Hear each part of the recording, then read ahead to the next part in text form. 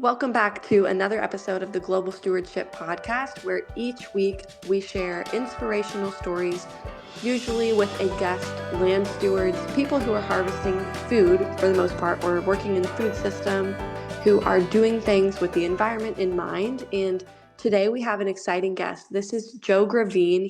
He is a member of the Lac du Flambeau Band of Lake Superior, Chippewa in the Wisconsin area. He actually serves as the Wild Rice Cultural Enhancement Program Manager. So much of his work centers on the culturally significant plant that is known as Manoomin. You may know it as wild rice. Particularly, he focuses on their harvesting traditions, restoration, and they monitor what's happening to Manoomin and trying to preserve the tribal knowledge of the harvesting processes for these foods. Manoomin is not just a food crop. It is deeply tied to identity, culture, language, and land-water relations. Wild rice is not only significant culturally, but also scientifically. It is an important plant for stewardship, ecology, and food systems. Growing in shallow lakes and wetlands, it helps stabilize sediments, reduce shoreline erosion, and improves water clarity. They provide habitat, shelter, and food for fish, ducks, muskrats, otters, countless aquatic insects. A single acre of wild rice can support thousands of migratory waterfowl. As Joe's going to share about today, it's an indicator species. That means since it only grows in clean, oxygen-rich, slightly acidic water, its health actually reflects the health of an entire watershed. So when wild rice declines, it's often an early warning that an ecosystem in its entirety is in trouble. For the people who care for Manoomin, it is a sacred responsibility. Please join me in welcoming Joe Gravine to the podcast. Can you start out by sharing with us how wild rice fits into the larger ecosystem? Yeah, wild rice, Manoomin, for us, it's an indicator species. So it kind of ties into your water and the health of the whole ecosystem. Different plants, animals, and it all plays a pretty important part. Fisheries. For us here, one of the things that we see, since we're in a pretty big watershed, everything drains into one of our rivers. We got 10 lakes that are connected. So a lot of monitoring stuff going on those 10 lakes. And so everything, flows into this river. So we're kind of checking that. And what happens a lot of times is through hydrological flows, we find a lot of like chloride. Some of the numbers are kind of high. A lot of sediment gets piled up in one area of our rice bed there. So one of the things that we're finding with the present times, with our water quality and stuff is that we're finding that the lakes are creating their own sediment. So basically what that is so when we talk about sediment, some people might think, well, yeah, that's like a lot of sand, mineral, silica type stuff, Right. but it's not. It's all plant material, algae, things like that, plants. Oh, So that's what we're seeing. And so, yeah, we got 260 some lakes. We count everything here down to the nearest pothole, maybe only 5 acres. We count them all. We got 71 miles of streams and rivers and about 24,000 acres of wetland. So the water quality is pretty important, not pretty important. It is important to us, especially with, that amount of wetland within our boundaries of the reservation. So we try to capture all of that. can you remind me how many of these rice beds that are in that area? So there's right now two two areas where there's harvestable rice, and one of them areas didn't have any rice for like probably Mm. 20 some years, maybe a little more. But in the last few years, it's come back. Oh, And wow. yeah, but that Manoomin and wild rice, it's not like your average crop, like corn or soybeans where you go out and plant it every year. It's just a natural wild rice stands. So if the conditions ain't right, sometimes you won't get nothing. You might get a few strands, and other times it's perfect. You get 5, 10 acres, depending on how big your wild rice stand is. Right. Yeah, I was just going through some old historical documents this morning, kind of refreshing my mind and try to get my mind into this conversation. Yeah. So, talking about history, for those who are unfamiliar, can you describe what Manoomin means to your community? Well, the Manoomin is not only our community, but it means a lot to who we are as Anishinaabe people or Ojibwe people. It's part of who we are. It's a part of our way of life, our prophecies that were told a long time ago. And it's part of the whole creation when we talk about how life was created. So that moment played a pretty important part in that. A character that we call Winnebuju, it was part of that. So it's really so we're spiritually in that way. That's kind of how we're connected and what it means to Mhm. us. And not only that, but it's just a friend of mine. We were talking one time, and what he was saying was just like that moment is so important that it's in our lives from the time we're born until we die. And that moments, no matter what we're doing, you could have it at a dinner meal, you could have it lunch, ceremonies, different things at Wild Rice. It's always there. Right. And so I got to thinking about that, and yeah, it's true. Even when our moms are carrying the babies, they eat wild rice. So it even goes a little bit further, that way. Mm. So that Even before life. yeah, yeah, yeah. Wow. Well, yeah, that's how important it is, and that's how we're connected. Are there some more examples you can give of ways that Manoomin is intertwined with daily life?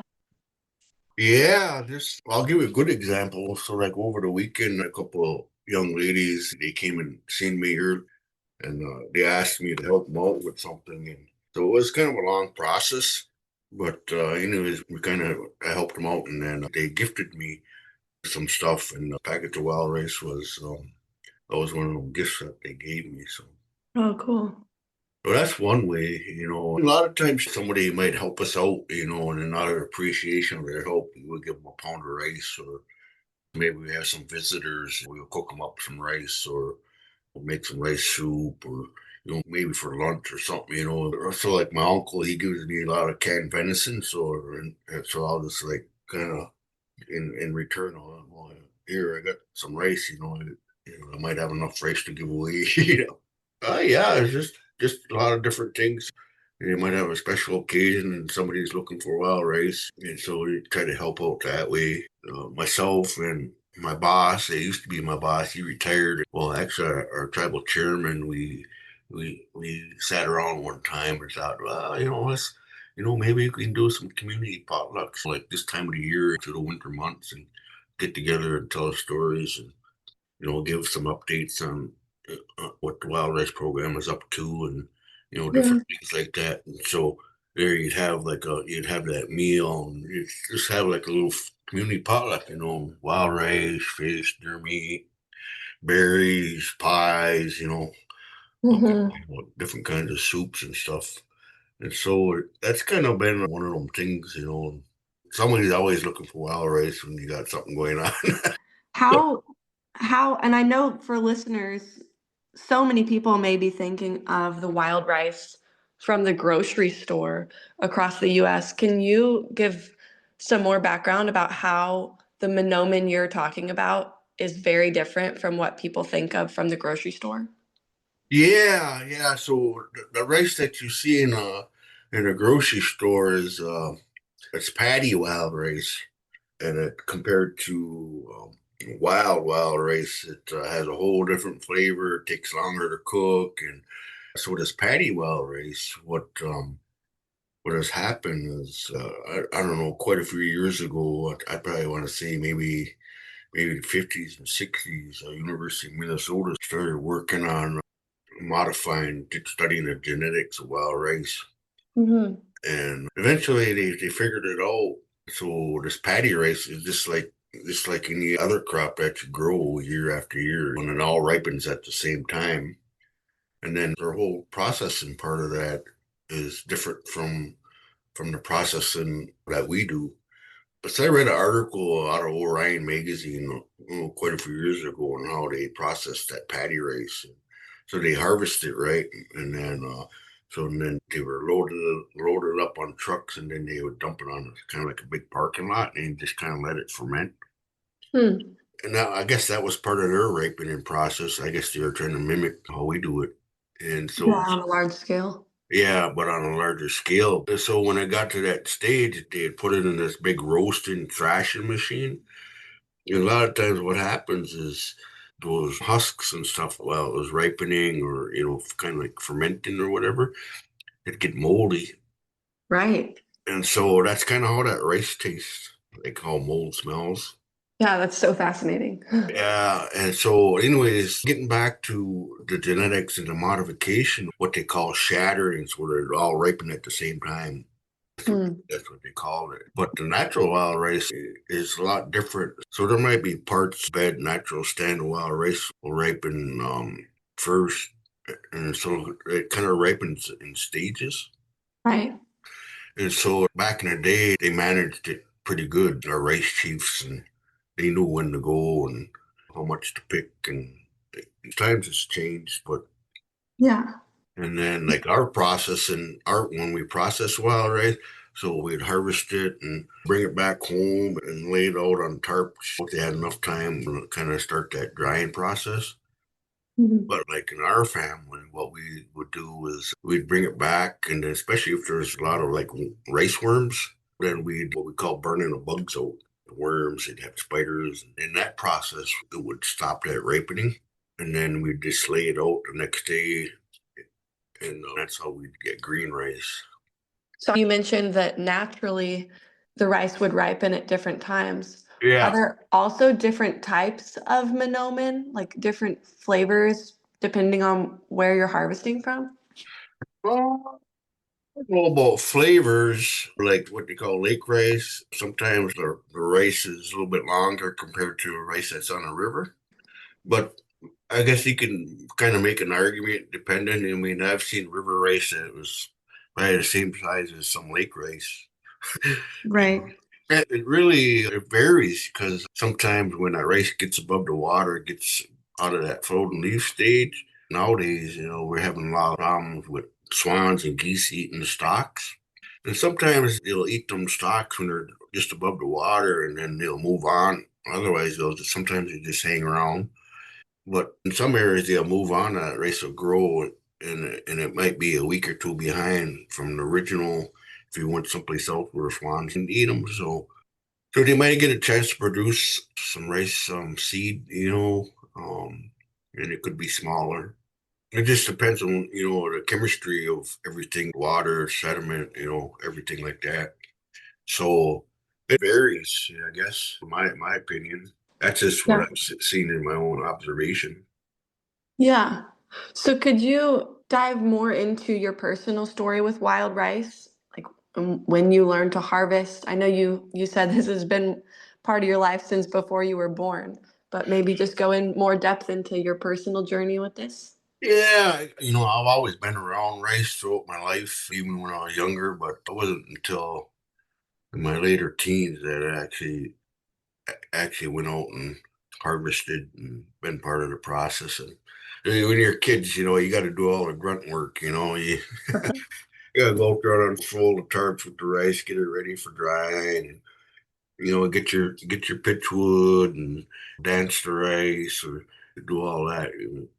Run and get grandma or ma or dad some water to drink, and you're kind of the gopher kind of Yeah, that's person. amazing.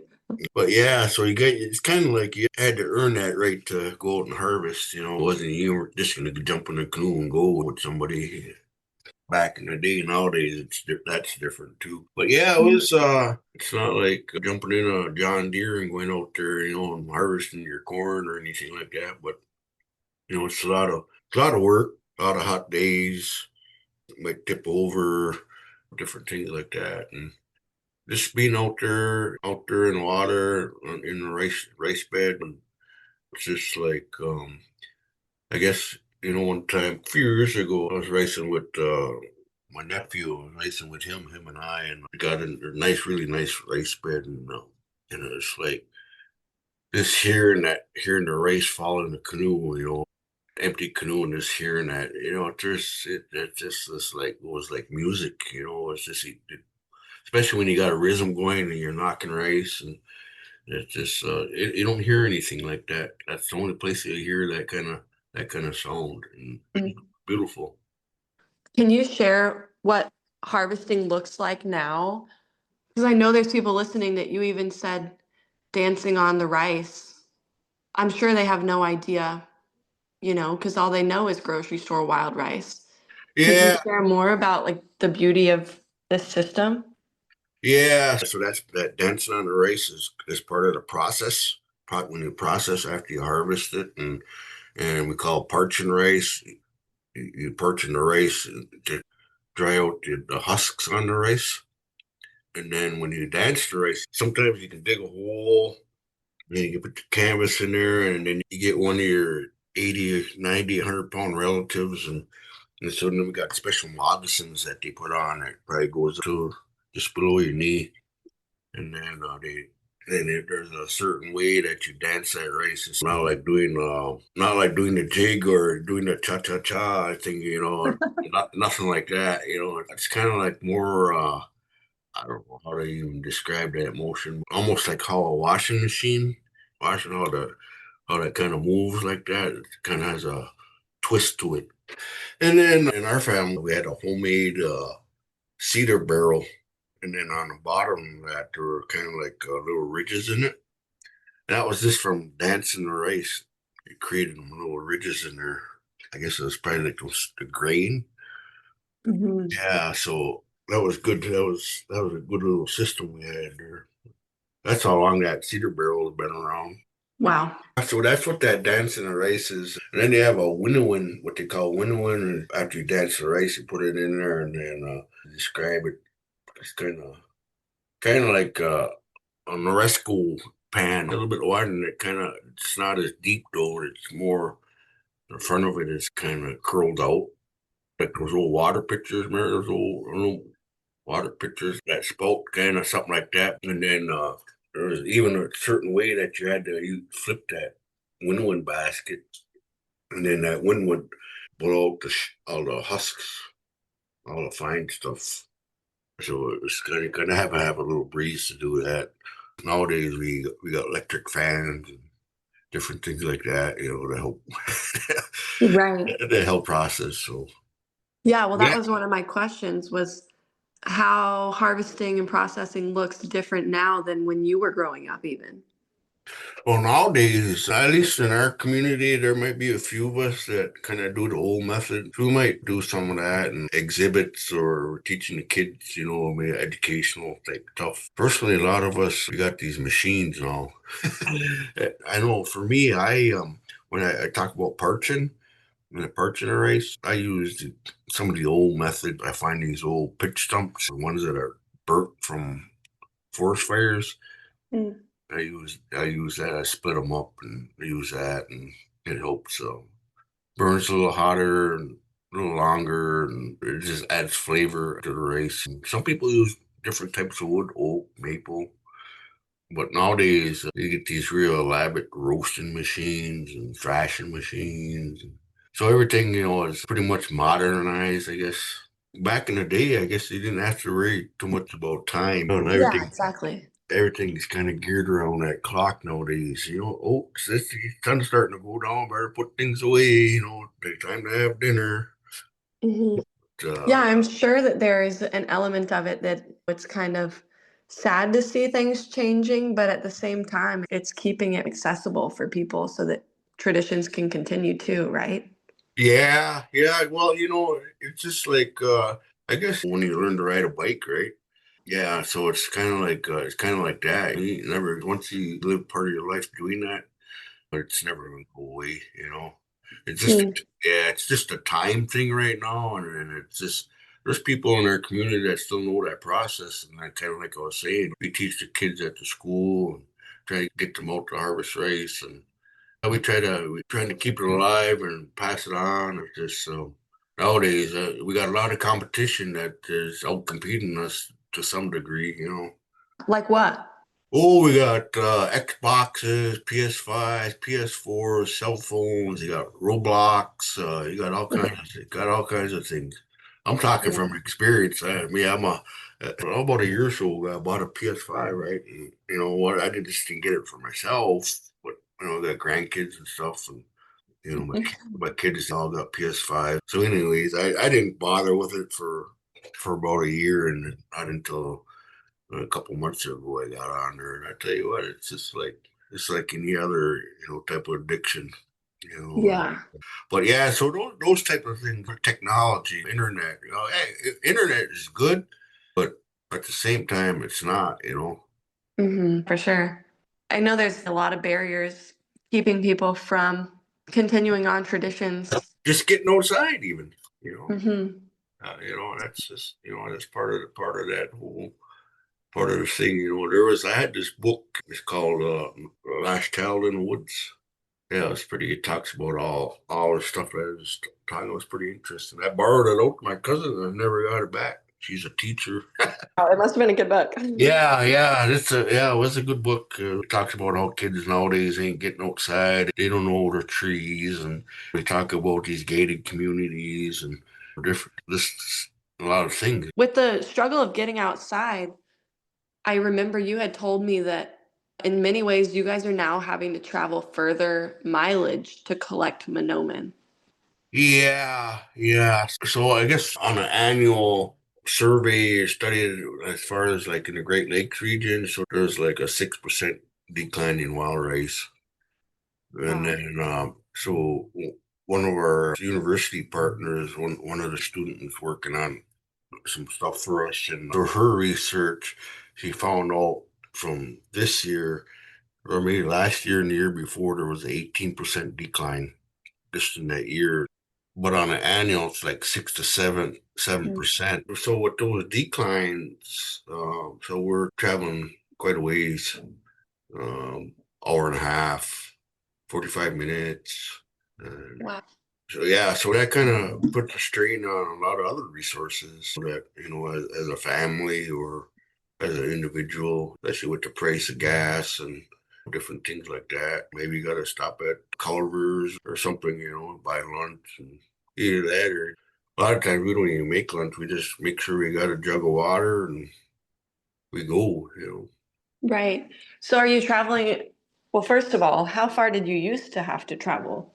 Oh, we just go travel mile, half a mile. Oh, wow.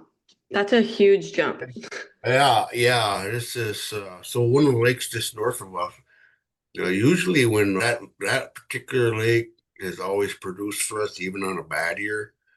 I mean, that's how big, and that's off reservation, but that's always produced for us.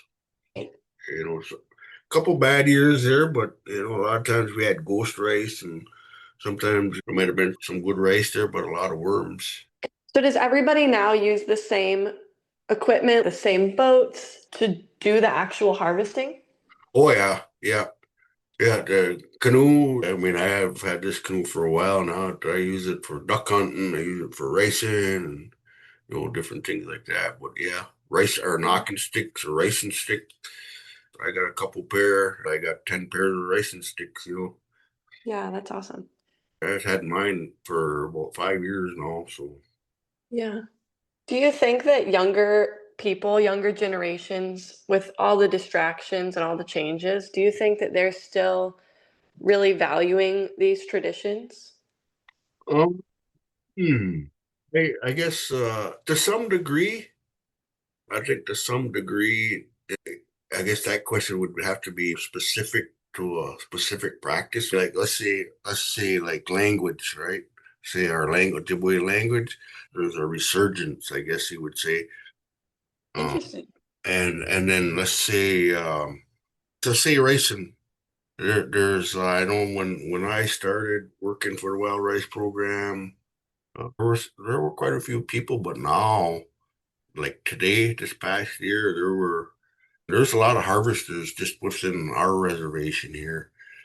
But this past year, I would say half of them harvesters didn't go out because of a bad year. Interesting. Yeah, so and I Wow. guess it all depends. you know what you're talking about. You could say, what about is that did they value that whole practice on making birch bark canoes, or maybe dancing at powwows? You know that. No, there's different areas in our way of life, culture, and stuff that it's there's. I could say, yeah, there's a resurgence in all areas. It just some numbers are that percentage is higher in higher, lower. Uh, Right. it just depends. So for you, when you were a teenager and you got to participate and go ricing for the first time, do you remember how that felt going from being, like you had said, just kind of helping out with the little tasks here and there to actually getting to participate? Do you remember kind of getting to do that for the first time? Yeah, it was like I was really excited. You had to paddle across the lake and just being out on the water, and then actually getting into the race bed. And actually, I was what they call the polar. My uncle, he was the one that was knocking the race, so it was like learning about how to do that. And I mean, it was a lot of fun. It was hot. I wasn't used to that, and then there were the worms and the spider. And like, yeah. But at the end of the day, it was like to seeing all that hard work and then gathering or harvesting that rice, coming back with half a boat full of rice or canoes, and then down the road, come Thanksgiving time or Christmas or whatever, having that as a meal. Yeah, I harvested that. Or it tastes good. Wow, that's really special. Yeah, I'm Yeah, sure it really brought it to life for the first time. yeah, and it's like if I'd have to work, if I didn't have to have a job and just survive, if I could just survive with doing odds and ends and not have to worry about none of this other stuff going on in the world, I'd be that would be my happy place. I enjoy doing that. I don't have much time. I don't have much time to do a lot of that because I gotta fit this role, I guess, so to speak. When you say that it would be your happy place, I know you shared about the sounds and it being unlike any other sound, but like what are you hearing? What are you seeing? What is that experience like? Well, that's a tough question. I guess the best way that I can say it, it's like my uncle, he told me one time, he goes, nephew, he goes, she might be having a hard day, or you might be going through something, or something going on in your life, disturbing you. And sometimes you'll see something, maybe the sun is setting, and you're traveling down the road. Maybe you're on the lake fishing or something, and just that setting, the sun setting, you go, and maybe there's an eagle out there flying around catching a fish or something, going down swooping. He goes, you're the only one that's seen that, Hmm. So the creator gave you that picture or that sound. You can hear eagles whistling or whatever, and that's kind of way that is out there too, out in that race bed. It's different, special place. And anybody that hasn't harvested wild rice, they they, are trying to paint a picture that that they can imagine hearing that rice hit the bottom of the canoe for the first time. But the ones that might be listening and harvest wild rice, they know exactly what I'm talking about. That's beautifully said. I love that. I Yeah, think that will definitely help people picture it. yeah. When we chatted before, we talked about the ways that science and colleges are working to intersect with your traditional knowledge of Manoomin. Could you highlight some of those efforts that people are taking to protect wild rice so that listeners kind of understand what's happening in the world of protecting the rice? Yeah, when I started working here, we partnered up with the University of Minnesota back in 2018, and so that whole project is tribally driven. And so, what I mean by tribally driven, so a lot of the work that they were doing, a lot of the research that they were doing was those research questions came from the tribal partners, and it just really kind of driven looking at a big picture, doing like sediment cores, lake cores, water quality, water levels, groundwater, And then just kind of looking at all these different aspects, with wild rice. So like what we were talking about, okay, yeah, winters play is an important part of wild rice health, right? And, Right. and so one of the things that we noticed for a fact, that back in the day, winters played were a lot colder. Mm. We had a lot more snow and we had a lot more ice. And Right. so those snow depths and cold temperatures, back in the day, I remember there'd be almost. I remember one year, probably like in the 70s, it was like a whole month it was below zero. You know, Definitely. and I remember snowbanks being higher than the stop signs. You don't see that Definitely. anymore. You definitely don't see that anymore. So those type of things, and looking at what they call climate change, and just that whole gamut hydrological flows, studying well in groundwater levels and different things like that, sediment depths, and looking at the whole chemistry of that, and they even looking at forestry practices, right? When you clear cut 120 acres, what's there? There ain't nothing there. So a lot of times when they do things like that, a lot of times what happens is you get a lot more aspen and popple, they call, so that you know they grow really fast, and then it's just you take 120 acres, and all you got is aspen saplings there, so it's sucking up a lot of water, right? Oh, So interesting. you get a lot more conifer trees compared to, your deciduous. So, okay, so what does that have to do with, with Manoomin? Well, deciduous trees, right? So when you got a lot of snow, so it creates a shade compared to your conifers where, they start coming out in the spring leaves, right? Oh, And then in the fall time, they fall off.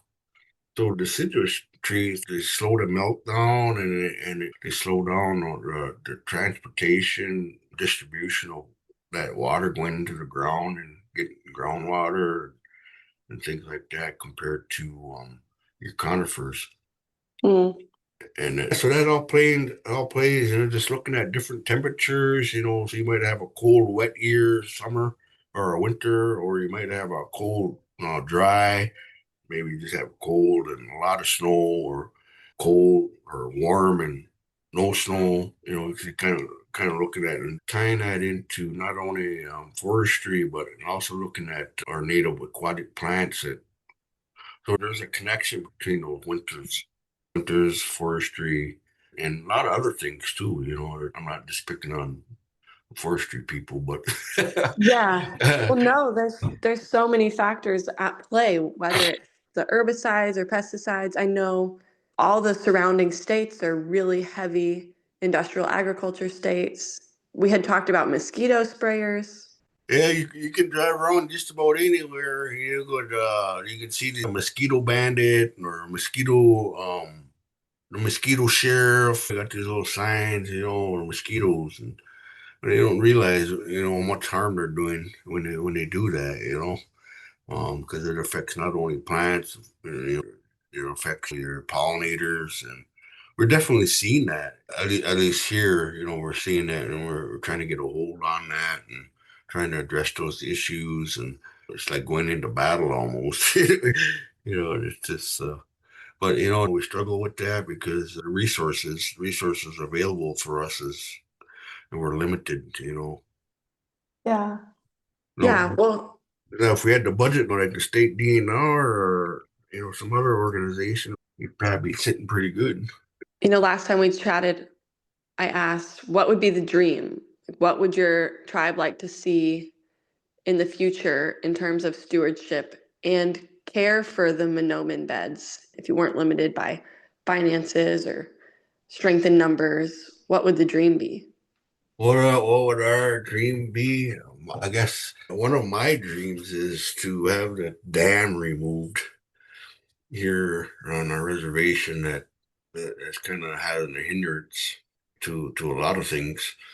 And then I think, at least for us, when talking with many of the rice chiefs in the northern Wisconsin, is to it'll have a more role in managing. We can manage our rice beds, on the reservation, but off reservation in the ceded territory, being able to go in and manage them the way that I believe needs to happen, but that will, I don't know if that will ever happen, but we're going to make an attempt at it, pretty soon.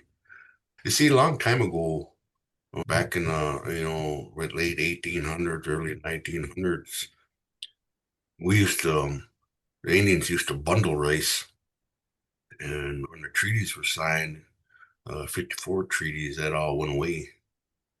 Mm. It's illegal. It's illegal to bundle rice off reservation. And it used to be bundled just to bring back from further distances back home. No, so when I talk about bundling rice, so you go to any particular rice bed, right, and it grows and it gets close, it starts getting, starts getting to be close to harvest season, right? So Hmm. what the Indians would do, they'd bundle the rice and the stalks, and it would help, with the rice, keeping it from birds eating it. It'd help the process of ripening. It would help, the swans and the geese from eating them stalks, and so there were many purposes for doing that. And so there's even like certain rice beds, like say within the reservation. I mean, they would have, there was a method. Certain families would rice this particular right part of the rice bed, and this family would do that. And when they bundled them, they had like different type of ways of identifying Who who. bundled which ones? Yeah, yeah. So they might have 5 or 10 acres of rice that my family had, and then let's say Hannah Bob, had the other 10 on the other side, and there were ways, on those bundles that identified that. And so Gosh, yeah. I'm sure it seems much more haphazard to not have that system anymore.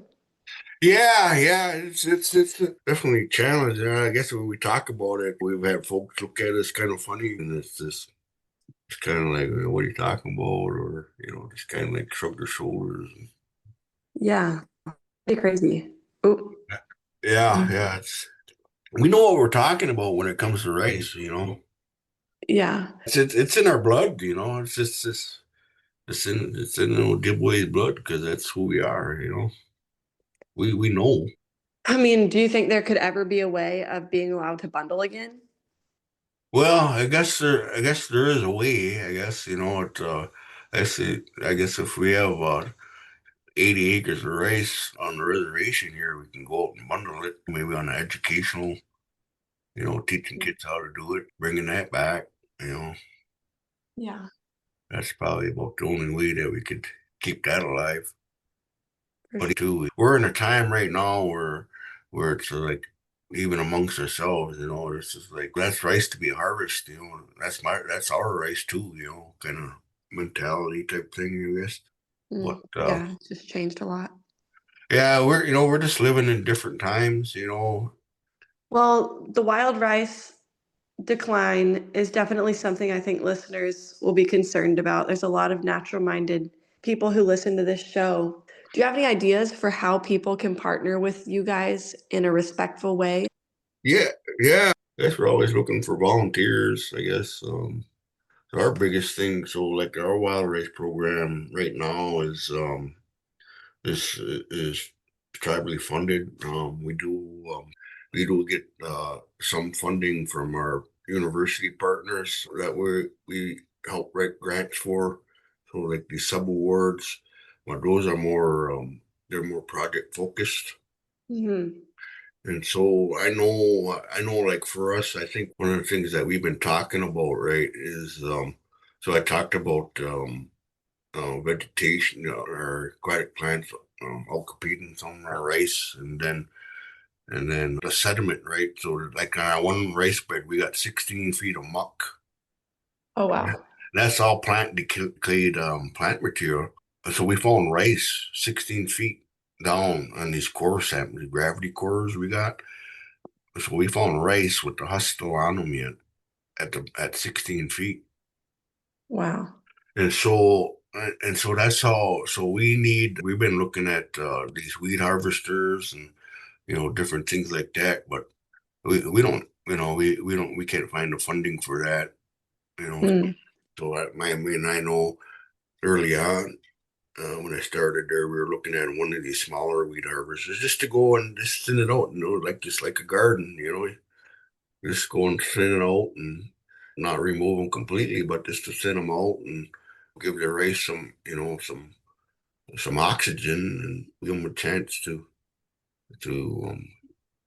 rice plants to grow, for sure. it, Yeah. and there's some, some people are against it, and some people have different thoughts about it, but it's just like, well, we're either going to be part of the problem or we're going to be part of the solution. And so part of the solution is that we gotta change our management of wild rice, and it's not happening. It's I mean, it's starting to, starting to look at it. We've had discussions, on different methods and managing wild rice, and that's through that. But I think if there's people, that are listening, you got, nonprofit funding sources type things, man, you can help us out, and Yeah, exactly. there's ways, people that might be able to, help us out, maybe through application, grant application or something like that. That's our biggest hurdle right now. You know, Mhm. it's just Yeah. finding ways that we can manage, and it's because back in the day when our ancestors or old timers, ones that got on before us, when they were out harvesting, and they would take their breaks, maybe sit around and have lunch out there in the rice bed. They would pick them plants like them arrowheads and pickerweeds, or different things. They would pick them. That's how they manage them like that. And nowadays, like I was talking about, warmer winters and stuff like that, ice thickness, those other aquatic plants, they get a jump start on the rice. So yeah, that I really appreciate Hannah. I really appreciate you, and I could think right off the get go. You talked about our conversation and this podcast, and share the edits and stuff with me. And if we wanted to edit things, I really appreciate that, because I mean, I've had experiences in the past where I wasn't given that opportunity to review what we've had a hard time. Well, history can only speak for itself. And what we had endured. And so there's kind of a lot of mistrust, and so we always get a chance to tell our story. Somebody always wants to hear our story, right? But yeah, for you to tell it how you want to tell it. Yeah, yeah, and so when we tell a story, and then you actually see it in a magazine, or you see it in an article someplace, it's not. Not the same story. Yeah, it's kind of, yeah, it's not really not the same story, and Mhm. so I appreciate that, and I Yeah, guess thank you. that's don't I always say, just be respectable, and be sincere, because about 90% of the time I can usually tell when somebody's really not being honest. And so I really appreciate that. And that was kind of like one of the things, you know I was trying to get to, before, when you asked about the universities, right? That was kind of one of those things when we had these conversations with the universities, was is that we were kind of skeptical, and the people that we were working with from the university, the professors and the PIs of this project, they understood where we were coming from, and Yeah. um, so we got this thing called, it's a white paper. It's called responsible, respectable research protocol.